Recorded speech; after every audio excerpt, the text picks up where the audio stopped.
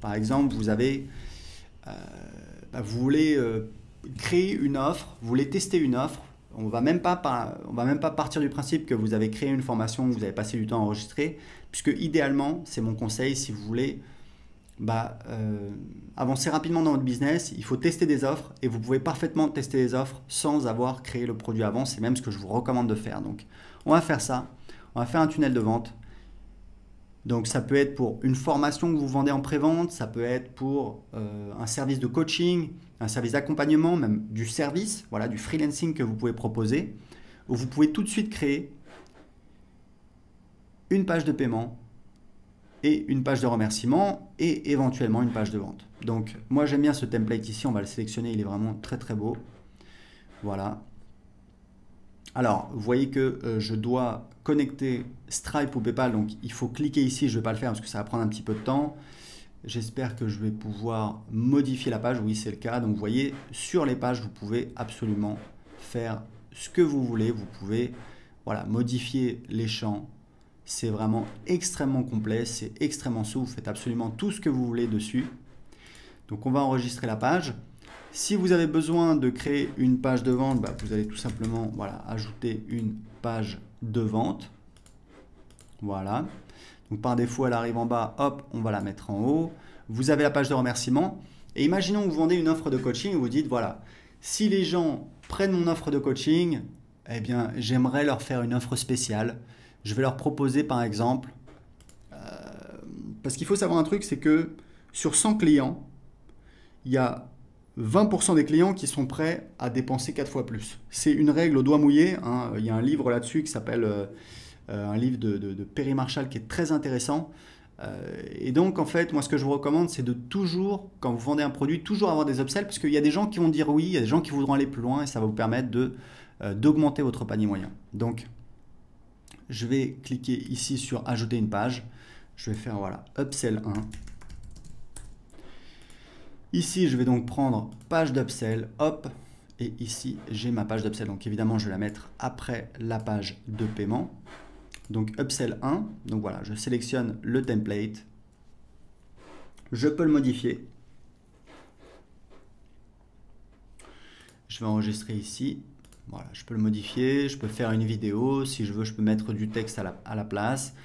Vous voyez, on a un seul template, mais ça fonctionne. On a un bouton pour accepter et un bouton pour refuser. D'accord? Donc c'est très important de bien faire en sorte que les gens comprennent qu'il y a une offre complémentaire, qu'ils soient libres d'acheter ou de refuser en toute connaissance de cause.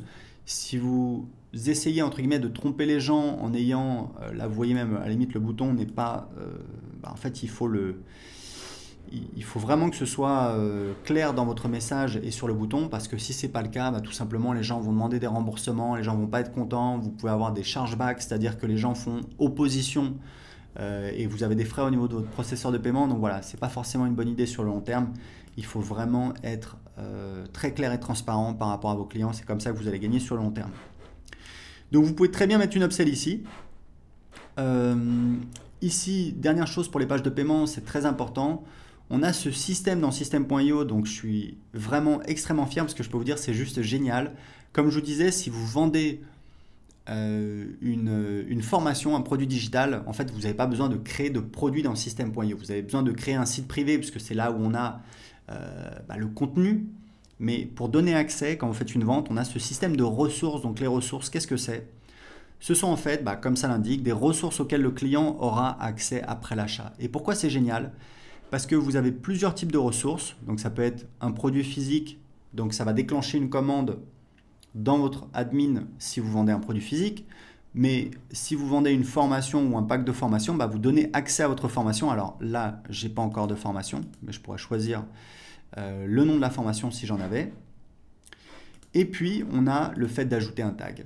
Et en fait, ce qui est génial, c'est que si la personne demande un remboursement ou dans le cas d'un abonnement, si la personne arrête son abonnement, l'accès aux ressources est coupé automatiquement. Donc, c'est génial puisque avec d'autres solutions où vous allez intégrer, connecter plusieurs logiciels en même temps, généralement, quand vos clients demandent un remboursement ou arrêtent de payer un abonnement, en fait, l'accès n'est pas coupé. parce que ça ne se fait pas automatiquement, il y a plusieurs logiciels et c'est compliqué à faire. Dans System.io, tout est intégré. Donc c'est vraiment génial. Vous avez donc, si vous avez un tag, typiquement vous allez ajouter un tag client, un client de tel produit.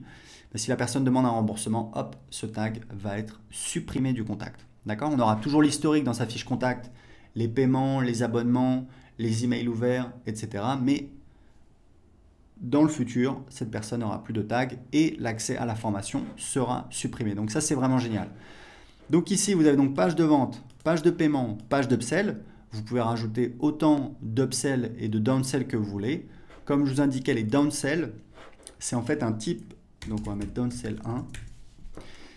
Les downsell, c'est un type d'upsell spécifique qui n'est montré que si la personne a dit non à l'upsell précédente. Ça veut dire que ici on a une upsell, donc là, voilà, sur la page de vente ou sur le bon de commande, sur la page de paiement, on a une offre. Les gens payent avec PayPal ou alors entrent leurs coordonnées de carte bancaire. Sur la page suivante, ils sont donc redirigés vers une page d'upsell sur laquelle on leur fait une offre complémentaire.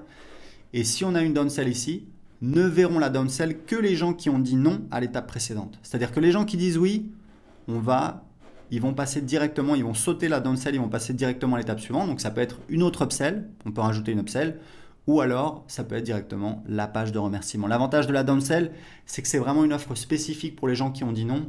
Typiquement, c'est on propose un produit, les gens disent non, on dit ok, est-ce que je comprends, ça vous fait un petit peu cher, est-ce que ça vous dirait par exemple de payer en plusieurs fois sans frais, et voilà, ce type d'offre qu'on peut faire, d'accord? Très important, c'est que vous avez, pour toutes les pages, vous avez à chaque fois des onglets ici. Donc ça, c'est les paramètres de la page. Ici, c'est les règles d'automatisation. Donc c'est des règles d'automatisation qu'on va pouvoir créer donc au niveau de la page dans le tunnel de vente. Et ces règles vont apparaître automatiquement dans les règles d'automatisation ici. C'est juste que c'est plus pratique. Comme ça, on n'a pas besoin de passer toujours de automatisation à l'éditeur de tunnel. Ici, on peut créer des tests AB. Ici, on a donc les statistiques, donc on voit le nombre de visiteurs, le nombre d'inscrits, le taux de conversion, le nombre de ventes. Et ici, on a donc tous les clients qui ont acheté. C'est uniquement pour les pages de paiement. Voilà, pour les pages de vente. On a aussi. Alors, je pense que non, ça va être pour toutes les pages, on peut y accéder. Ça va être tous les gens qui ont acheté dans une page de paiement sur ce tunnel de vente. Vous voyez, c'est vraiment pas très compliqué. Effectivement, il y a plusieurs choses à paramétrer, à faire, mais je ne sais pas si vous vous rendez compte à quel point ça vous permet de simplifier quelque chose qui était extrêmement compliqué avant. Il fallait créer les pages à la main, des pages HTML. Moi, je ne suis pas développeur, je n'ai pas envie de coder des pages, ça ne m'intéresse pas. Donc ici, très simplement, très facilement, très rapidement, vous pouvez créer des pages, les publier sur Internet, ce qui vous permet d'avancer très rapidement, de tester les offres très rapidement, même si bien évidemment, il faut prendre un petit peu de temps pour apprendre l'outil, pour apprendre à l'utiliser. Mais n'oubliez pas, si vous avez besoin d'aide, vous avez donc les pages d'aide et vous avez également le groupe Facebook.